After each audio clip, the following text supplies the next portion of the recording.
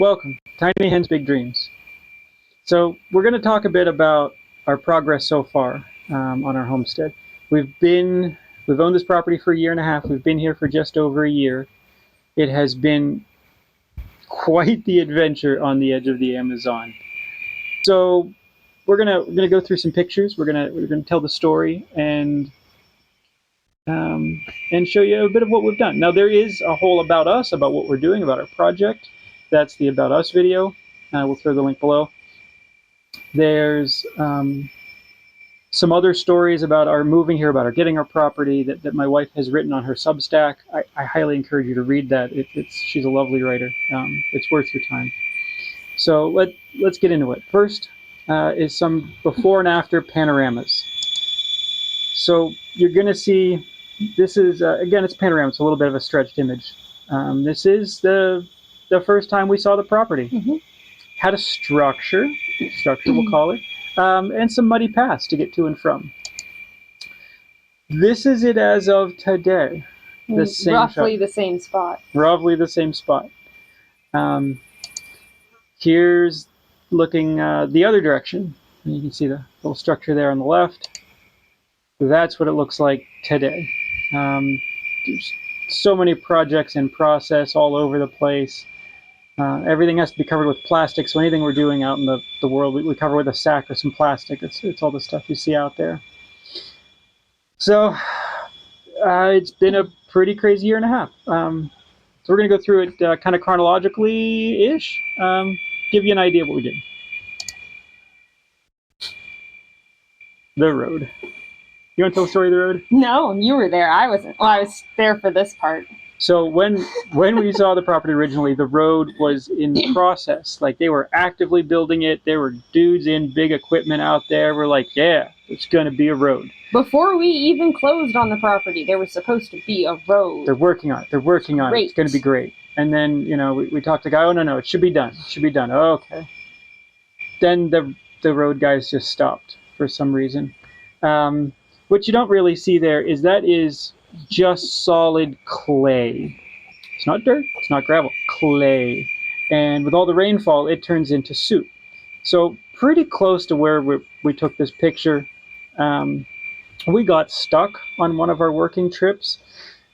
The van came, we sort of made it most of the way towards the property and parked it. And then it rained a bit during the day. And trying to get back down this hill, we just kept digging in and had to dig out the van and push it a bit and get going, okay, and then finally, right about where we're standing, we got really stuck and just kept sinking into the soup. For hours and hours and hours. And every time, it's take the little shovels that we had, completely dig a foot of clay from under the entire van and try to get it going and then whoop, back in. And till finally we hit a submerged drain pipe that's just sort of chocked the wheel. We got stuck. We never left that day. Well, and that was also 4+ hours from where we were currently living, which means it was a long day already, and then it became a long night, and then it became all night long sleeping in the van. Yeah, we had to go and beg the neighbors to help get us out in the morning, and a bunch of friendly dudes came and pushed us out at like 6 a.m. That's how we met the neighbors. Yeah, good guys. So then we had an excavator come in and cut the driveway. This was just some jungle. I whacked a path crudely with a machete, and I went, yeah, right here. This is great. And then they came in and cut our driveway for us. That's the spot. That's where we got stuck. Right there in that little turn, water sits. Anyway, so there's excavator friend laying rock. So much rock, I told them do not shy on the rock on this spot. Now, what you don't see is we had to pay to finish the road when the guys gave up and kept saying they'd be back in a few weeks, which after like 4 months, yeah, it just wasn't on their agenda. So we paid for the road to be finished, 350 giant dump trucks of rock, and especially that spot. Excavator friend again. Yeah. So that's our driveway right out in front of our house. Yeah. Still going. We got a little bit of rock there. You ever want to make a kid happy? Buy him a pile of sand and gravel and just say he can play in it. There's another one we have in the driveway now for small projects, and he spends so much time just out making roads, playing, driving his trucks around. Literally, it's like the greatest Christmas present. So many trucks. Okay, monumental day here. After like 5 months of trying to get the road finished, we got gravel all the way to our pad. We drove for the first time onto our property. So people in the States take for granted you go to buy a property, there's a road to it, utilities, things, stuff like that. No, we had nothing. And that's relatively common for any property here that's any distance from a town. It's not, something you take for granted anymore, that there's just a road. A lot of times there's, the listing will say an hour hike, which is not an hour hike. It's an hour hike when you're in Ecuadorian, just climbing up the mountain like it's nothing. For us, that's at least 2 hours. So it's a whole new world when you look at it that way. Yeah, just slogging up the driveway, just once you cross our property line, just to get up to the house when it was just clay muck, was like a 15-minute mud slog. And forget actually bringing anything heavy in, because then you sink more, and it's just a mess. So this was a pretty big event. We drove the little vanny up. We can unload materials and supplies and things. That was first order. Suddenly, everything just happened so much faster after the road. Now I got to talk for a minute about the kid. Now we lived 4 hours away from our new property. And at some point in the process of working on the property, our goats back at our rental house were due to give birth. So I figured there's no way I can be gone all day, day after day after day. Something was going to go wrong if I did that. So I ended up staying at the rental house, taking care of them, packing and then unpacking and then packing and then unpacking, depending on what the news of the road was that particular day. So the kid ended up going with Chris every day. So he made up little games. So remember, we're driving 4 hours there, working for 4 hours, and then driving 4 hours back.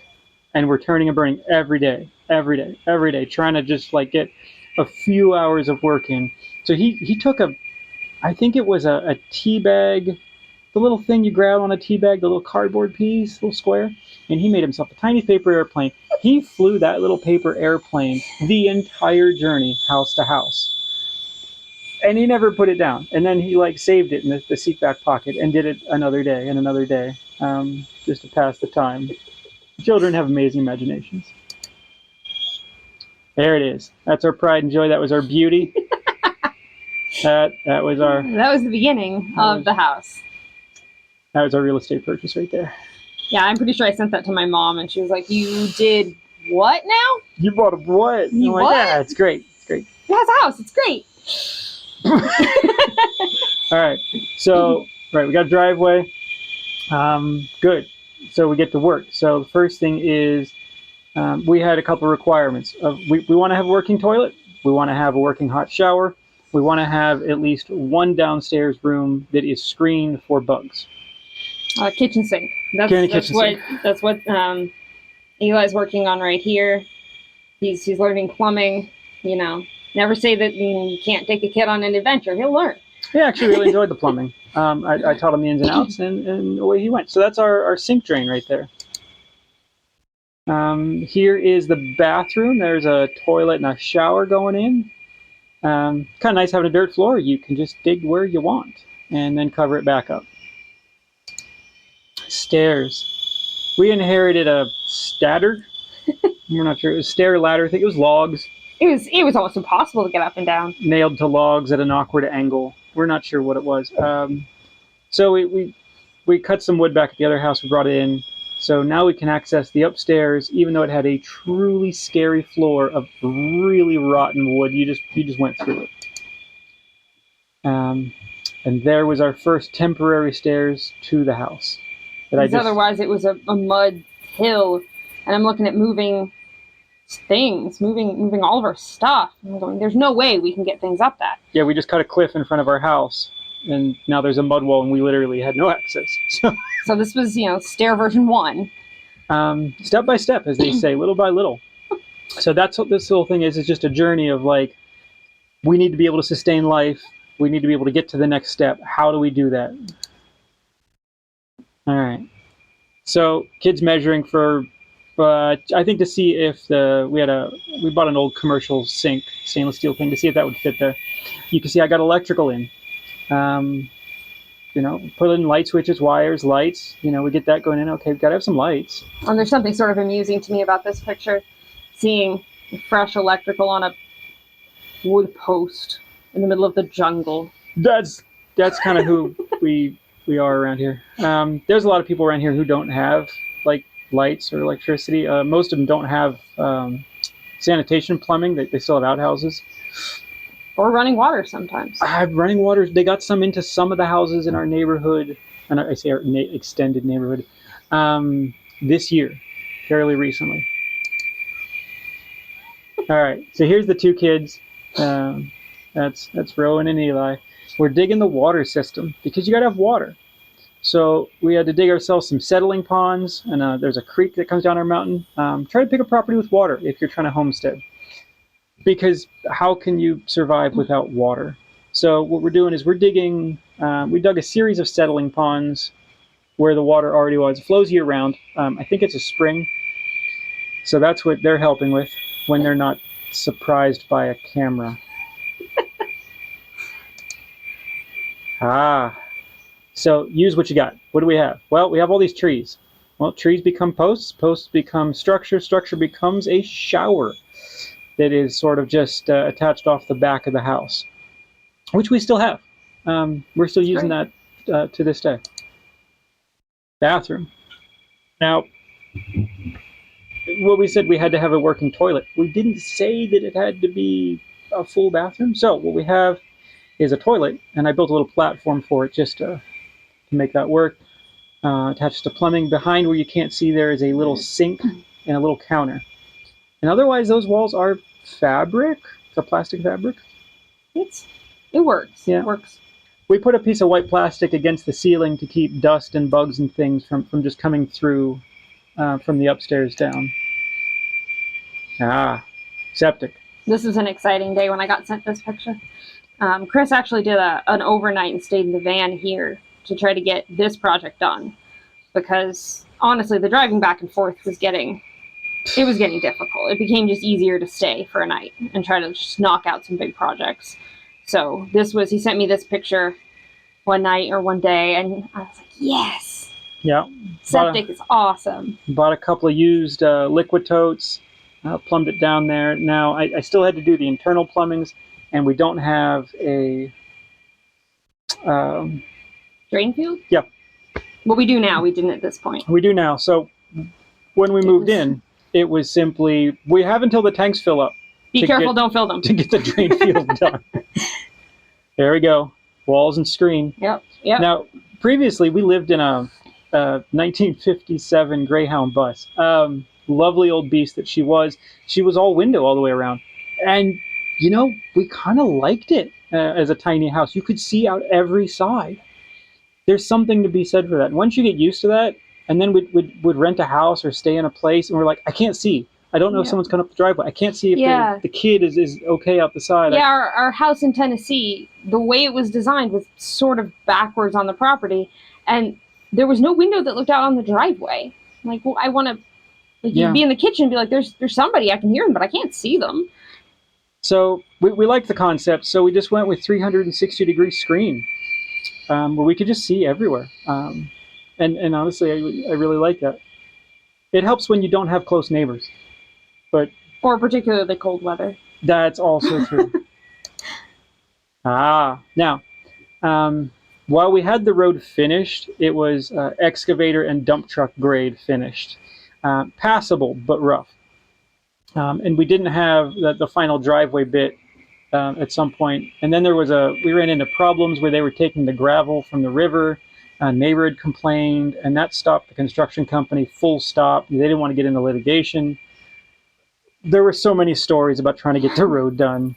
Oh my gosh, it was one thing after another. So finally I went and I asked the local parish, parochia, they call it, for help. And I explained that we had paid for the public road to be gravel. They said, "Oh, that was one of our projects. We just haven't gotten around to finishing it." And like, "Oh, you paid for it?" I said, "Yeah." And they're like, "Well, that's really nice of you to help out." I said, "Yeah, but I'm stuck and I don't have a way to finish it." And they said, "No problem. We'll roll dump trucks paid for by us. We'll take gravel from our gravel pit, and then we'll roll the rest of the road team." So what you see here, it is graded, it is steam-rolled, it is finished, and they continue to maintain it all to this day, and it is really, really nice as far as like gravel roads go. They really do an excellent job. So, what do you do when you have a road? You move your container. Yeah. The container. So we pulled it from where we had it temporarily in Loja, where we were living. We called a guy who had a double long tow truck, and he winched it on up there, and then he had to back it up the last like kilometer up the windy road. This isn't even on our property yet. No. But there was nowhere to turn around, so he had to back it all in. And he did. He was good at it. He did a good job. There it is. That is everything we owned that wasn't in a suitcase.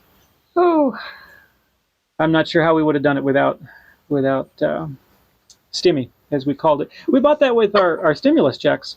Remember those? Back in Tennessee, yep. We're like, well, we're broke. Hey, we're getting these stimulus checks. And it happened to be just the right amount of money. We're like, well, there we go. Boom, we bought Stimmy. Yeah, it's a really nice container. And that's moving day. That's full moving day. Everything. It's chickens in the driveway. It's goats on fresh grass. There's a tent. We've got the whole thing there. Yeah, we hired a truck, did a couple laps, moved everything, put some goats in the van. Truckload of goats. That was a stressful day. It was the hottest day so far to move. Like, that was the hottest day I think we'd experienced in this country. And that was the day that we moved not only us, but the goats in a truck with no ventilation, really. But that's it. We have, a working toilet. We have a working kitchen. We had a functional hot shower. That's it. We're moving. Because now, by being on site, we are much more effective. Closeness equals usefulness. It was basically get everything that we have to done and then go. Because everything will go faster after that. First breakfast. He looks so First tired. meal. We are so tired. There's no back door either yet. It's there. It's in the picture. It just doesn't have a screen or hinges or things. Or we were barely ready to move. We were just barely ready. All right. So first order of business. So I built myself a full solar power system, kind of from scratch. And I am throwing up the first 6 panels just as get us a little bit of power. The batteries had been sitting in the container with the rest of the equipment for, I don't know, close to 2 years at that point, year and a half. And they've just been sitting there. And I'm like, I really hope they're not discharged. Yeah, good batteries. So that's our first, let's get it set up. Oh man, we went with those mud stairs for a while, and then it rained, and then it got worse. That's the thing about hard clay. You cut it, and you're like, it's nice and hard, and then it rains. Now the top's soft, and then it sloughs, and then it rains again, and then, hey, look, a water slide. Yep, so stairs, little by little. Now, we bought this cool canopy kit that's made to go between 2 containers. We only have 1 container. Not a problem. We'll just put up some poles, and then we looked up videos of people assembling said cool container canopy kit. Oh, well, you just put your RV under it and stand on the roof. Like, that's cool. What if you don't have an RV, sir? Or anything tall. Or anything tall. We've got tall. nothing. Yeah. So, there's no OSHA here. I'll just say that. So that is a folding table with another folding table with a 9-10 foot ladder on top of it, and my lovely wife trying to stabilize it as I climb to the very tippy top. Oh, I hated it. And try to bolt connections overhead. It's me just holding on. Yeah. It was not a fun experience. Ooh. I wouldn't really recommend it. But in general, you got to do what you got to do, and you got to get it done. Yeah. So And this is one of those things where I look back, I'm like, wow, we did that. Now it's just a canopy and we just have it and we use it and whatever. It was a lot of work though. There it is. The bones are standing up. Child for scale.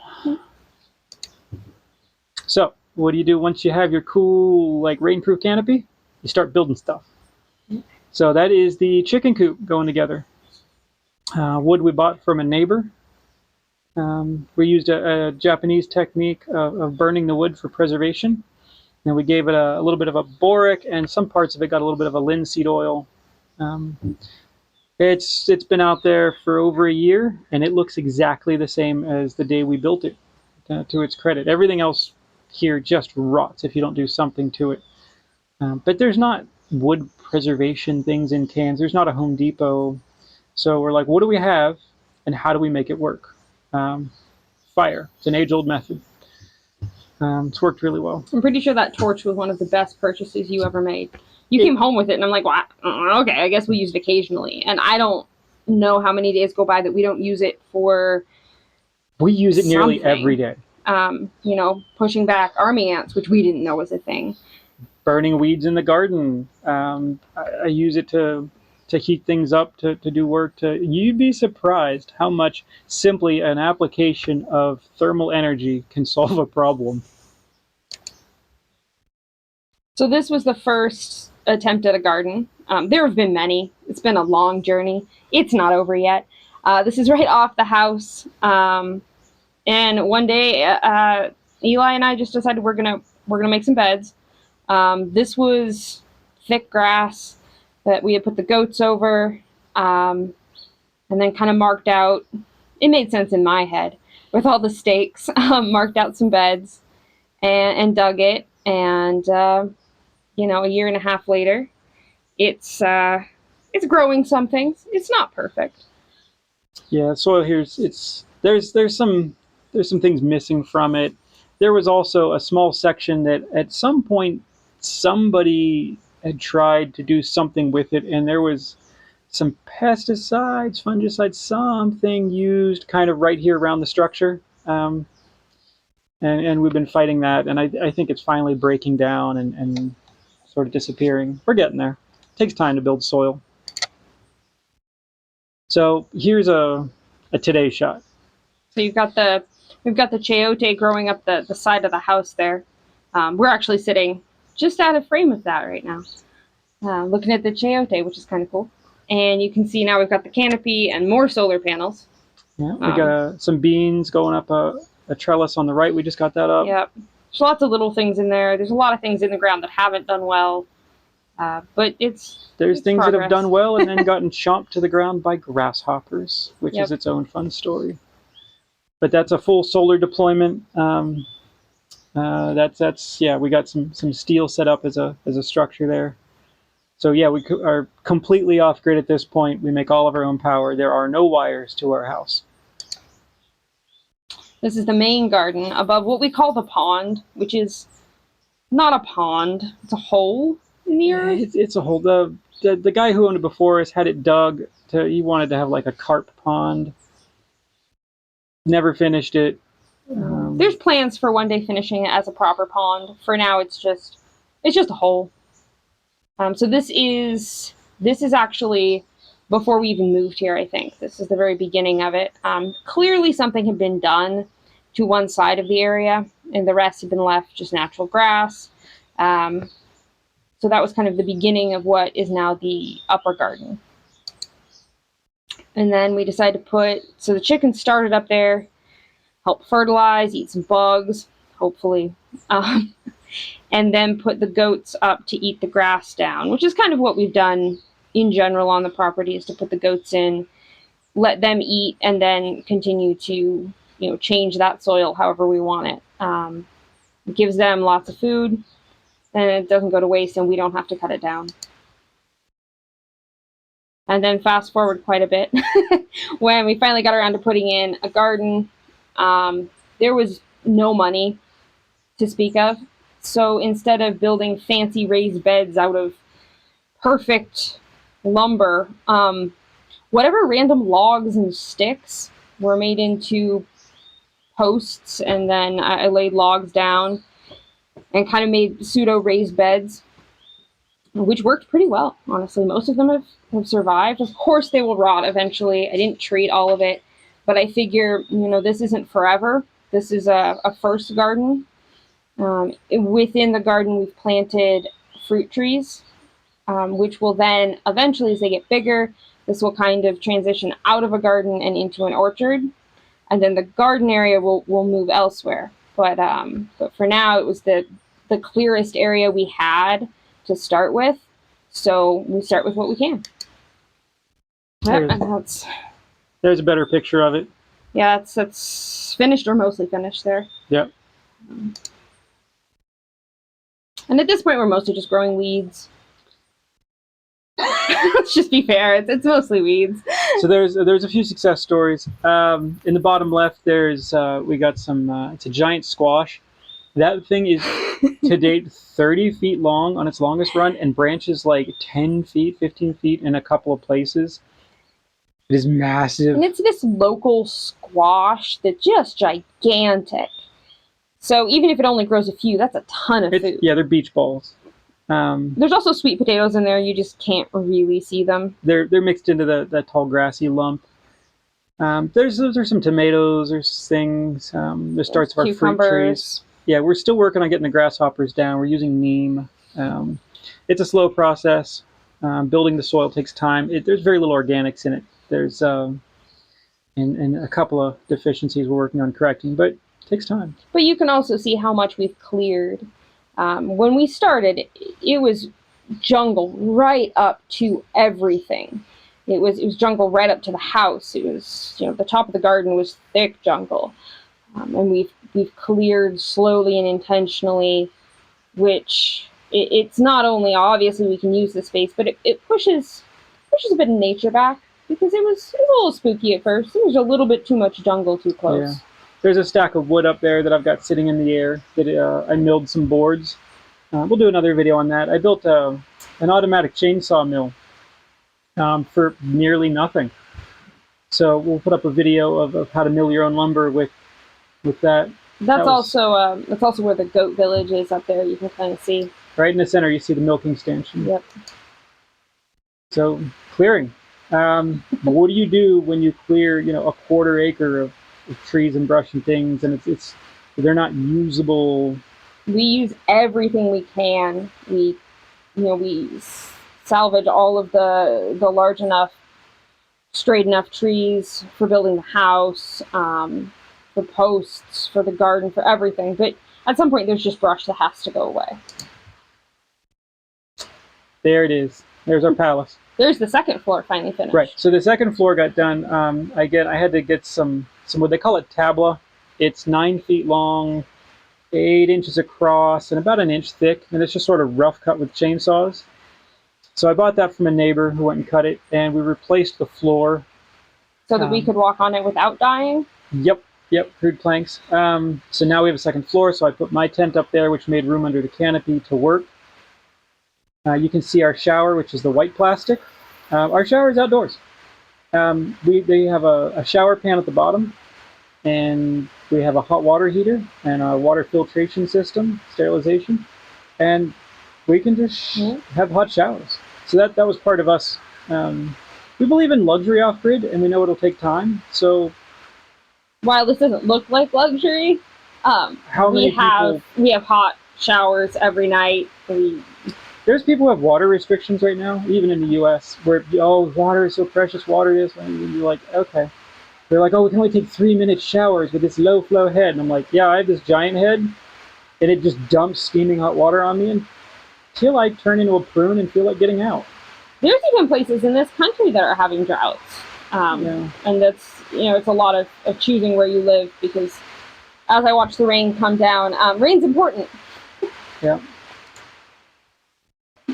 We have acquired a dog.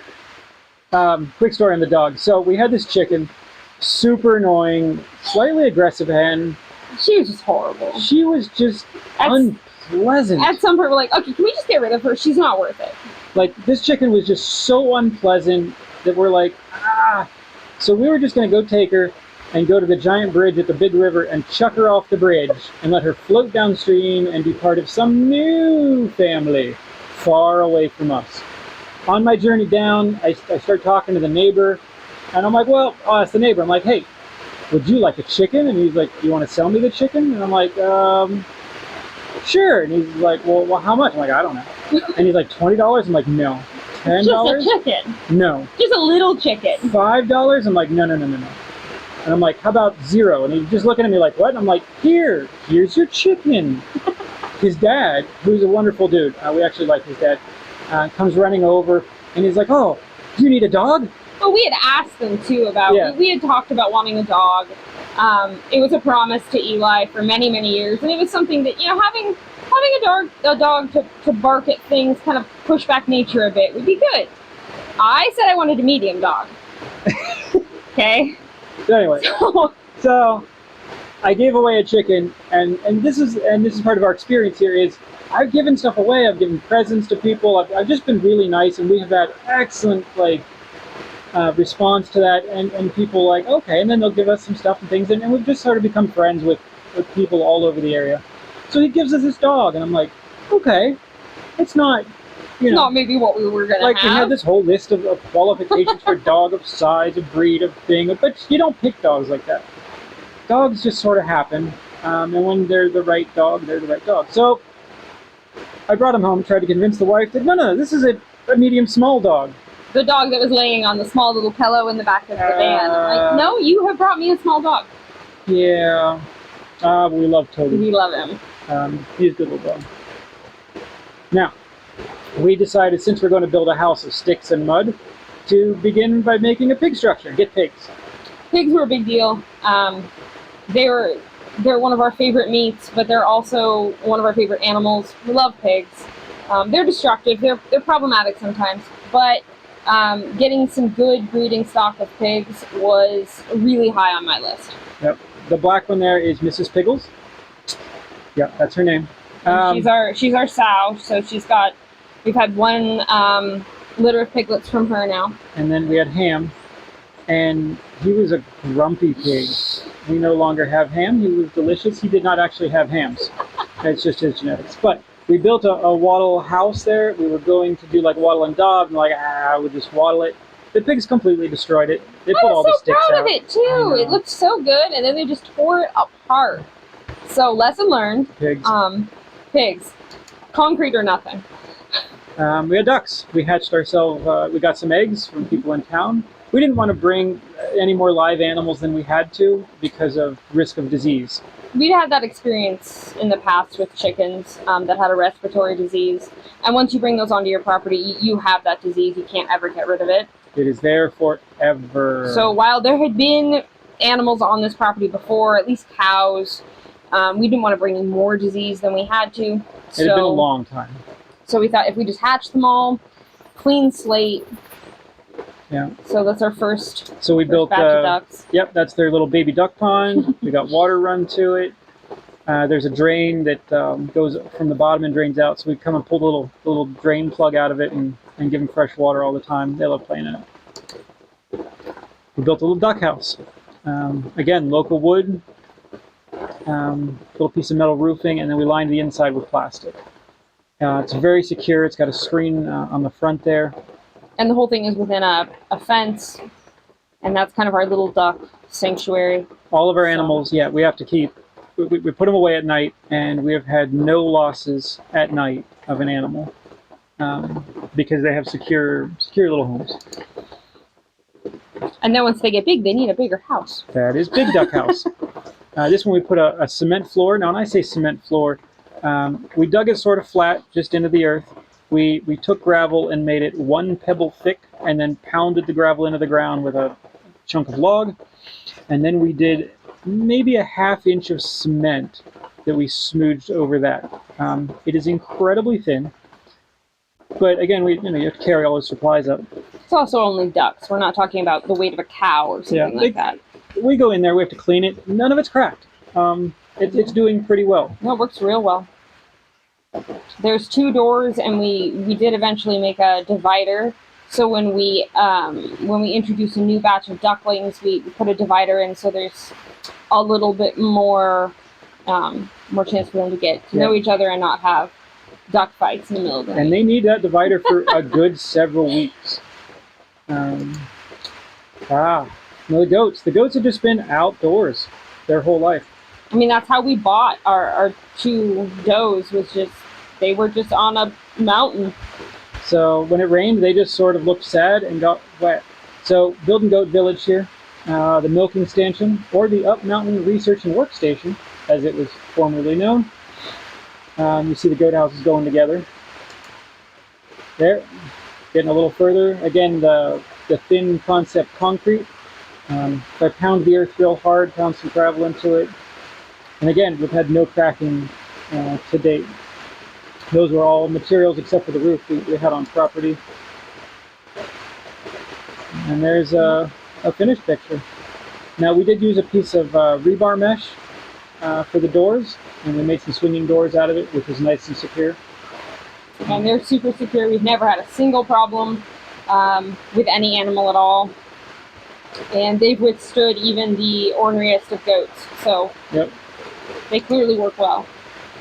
And there's it's great. That's our current setup. You can also see the milking stand. Having cover over your milking stanchion is critical. I didn't before. Not reliable cover anyway. And there's just nothing like trying to milk a wet goat while the rain's coming down. It's awful. Yeah, we store tools there. We can store the goat feed up there. With the nice big roof, if we get caught in a rainstorm, we'll run under it and hang out for a minute. So we got to build steps, because walking up and down muddy hills and sliding gets old. Yeah. So I think these were one of the first. They've gotten better with time. I've learned some things with time. Yep. All the steps were built by my lovely wife. It's taken a lot of time and effort. I never really realized how much earth would have to be moved, and it would have to go somewhere. That's from the house up to the pond? Yep. So I dig it in just with a shovel and the clay. It makes it really easy with clay. If it was some other kind of soil that we were working with, I think it'd be a lot harder. The clay works really well. And then logs for the front. Just whatever sticks we find as little stakes I pound in. And then gravel and sand. Yeah, just a thin layer of gravel. As a top surface, and they really firm up nice. Yeah. Now here we have the lovely ascension going up the hill, and that's from kind of the far side of the pond up along the garden and up to the future house site. So and then some days that's happened a few times. Yeah. This was they went to town to run a quick errand, and at some point I'm like, I really haven't heard from them, and they should have been back. That's weird. No. That's weird. Yeah. Huh. Wonder where they are. At some point I found a local guy who's into racing, and I had him build me a special modified limited slip differential for the rear axle in the van, so I have positive traction, which helped fantastically. People laugh at us in our tiny little those vans are used for bread and cake delivery. That's what they're used for. In a city. It's got a 1 liter engine. We take that thing everywhere. Oh my gosh. So that thing with positive traction, we march it all over the world. People just laugh at us. But and in case it isn't clear, this is the river we have to cross on our road. So this is the only way in or out. Yeah, and if there's a super huge storm, it can wash this out. It's done it a few times. It's washed it out once where it was absolutely impassable. It was a full 3-foot cliff on both sides. But it got fixed real quick. Yeah. All right, work has to continue happening. Eli is cutting the top panel for the smoker, which is in the back left. We're going to process a pig. Have to have a smoker. So he's actually cutting a piece for that. Oh, the duck pond. Yep. I had to build my bigger duck pond. It hasn't fared super well. We've learned a lot along the way. Yeah, duck pond is still in process. We're gonna keep going on that. But they still like it. They don't care that it didn't work that well. It holds water enough for them. Now, I did a whole video on electric fences, at least as an overview, which we used because, one, they're pretty cheap, and they're reusable, and they're movable, and you can bounce it all over crazy terrain, and it'll hold pigs, which otherwise you need a darn sturdy permanent fence. So this is us setting up. This is now the second pig area. The first area was down on the left side below it, and they have cleared that whole area. All the roots, the weeds, everything's out of it. Right the day after, I think. Nope. Was it the day? Hour after. We got the pigs moved, which was its own struggle of pigs don't like to cross what was once a fence line. They learn. Yeah. They know their fence. They do not want to cross it. So we finally got them all into their correct areas, and I think Chris and Eli left. Yeah, they left. And I turned around, and the tree has come down on the old pig house because they've undermined it so badly, which also scared Ham into running out of the fence and being a free pig for the night. Okay, so we've started. Here's Eli helping build this is our compost pile. So we decided to build an aerated static pile. We have solar power. We can use a little bit of it. What he's building is the house to hold a blower, and it's an electric leaf blower that runs air down through that pipe. The sticks are just to help distribute it, and we're going to start stacking all of our animal compost that is now being generated, which is wood shavings from the goat houses and the duck houses. There's a finish shot as we start to stack that up. The beauty is, the power is free, and it has no smell because it is with oxygen. So we're making future compost for our garden, which is desperately needed. It was also a first attempt at wattle and daub, which is important since that is what we're going to make our house out of. Hopefully. And that attempt actually worked really well. We've also had some failed attempts. We've had some failed attempts. Sort of a learning process, but that was good to see. Not only that it worked, but that the kid could do it. So the new house site was full of stumps. We got this cool little ATV winch from my old neighbor. He used to use it to lower his RC car track from his garage ceiling. So we brought it with us, took the spare battery that we used for our electric fence, our little portable one, and bought ourselves some pulleys, and we started winching stumps out of the ground. So we got a video on that. We looked for videos on it before, and there was a lot of people failing with giant winches and things, and we're like, okay, well, it's not that hard. So we're going to show you how you can do it with a tiny little winch, and we had a lot of fun. We pulled, oh my gosh, 30 stumps or something out of just the house site with that little guy, just using the tiny winch and a car battery. Worked great. Worked good. It was a lot of fun. Can you see the house? Can you see she's standing in maybe the kitchen? Maybe the bathroom. It's hard to tell at this point. You got to have vision. But that is the new house site. We have a floor plan. We have a floor plan. We have one page has a sketch of the house. Another page has the cut that we have to do into the earth because it's kind of a split level. We're on a hill. We don't want to cut the high side too high. We don't want to build the retaining wall on the low side too high either. So the whole house is sort of a stair event. How the wall, or Wally, as it was called every day. Oh my gosh, it took us forever. I think we spent a month and a half building Wally. It was so much more work than I think anyone really anticipated. We'll just build this retaining wall. Build a retaining wall. But it wasn't like we could just drop all the material right next to it. It was all the way down the hill at the driveway. And this is... Those aren't cinder blocks. Those are concrete blocks. They're like 20 some pounds each. Yep, all the Plus gravel. all the gravel, all the concrete, all the water for the concrete. There we go. First corner's in. That's us starting to get it established. And there's Wally. That's it. We put rebar in it vertically. We put rebar horizontally.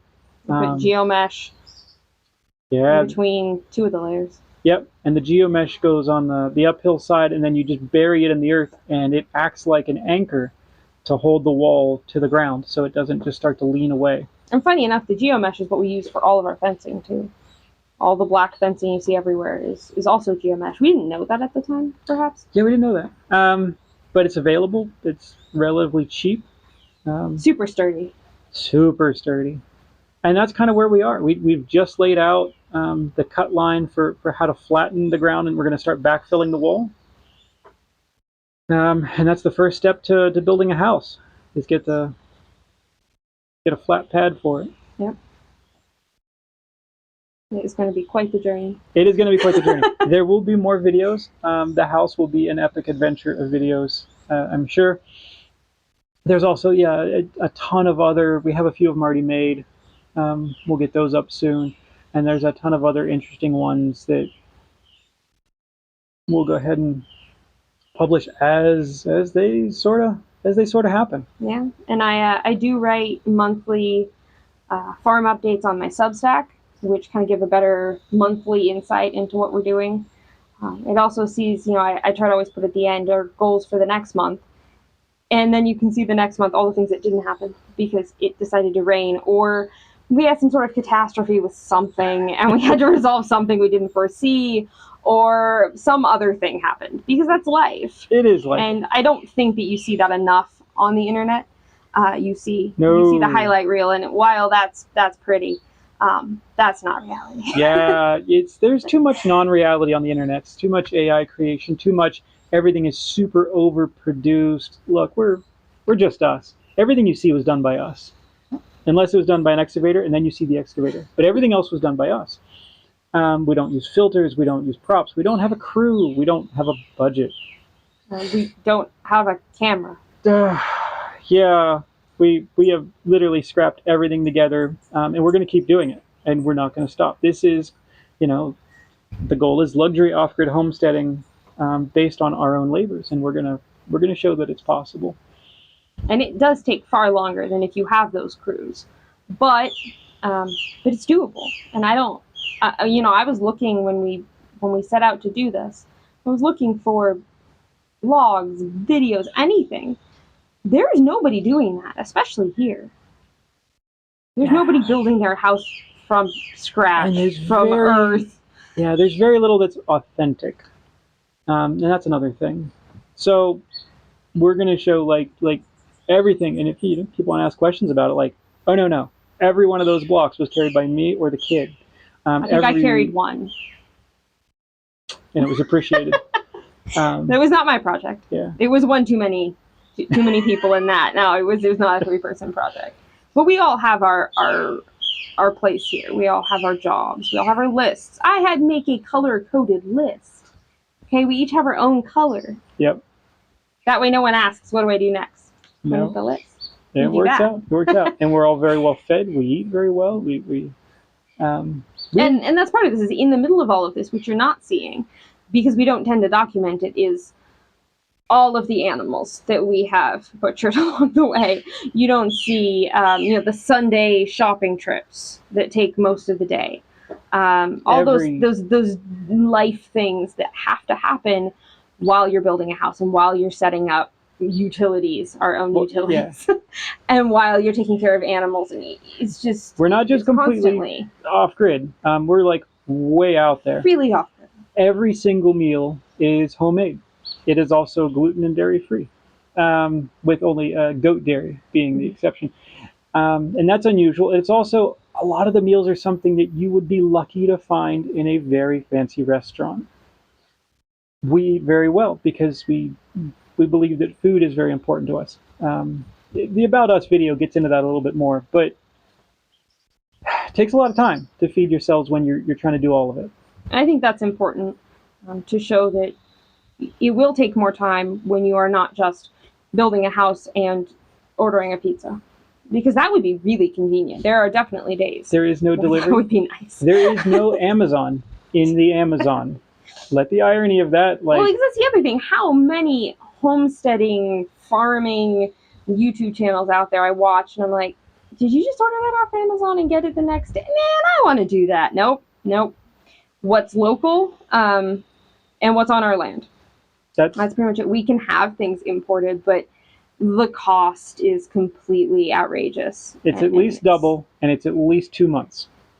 And there are still restrictions on what you can import. And there's minimums.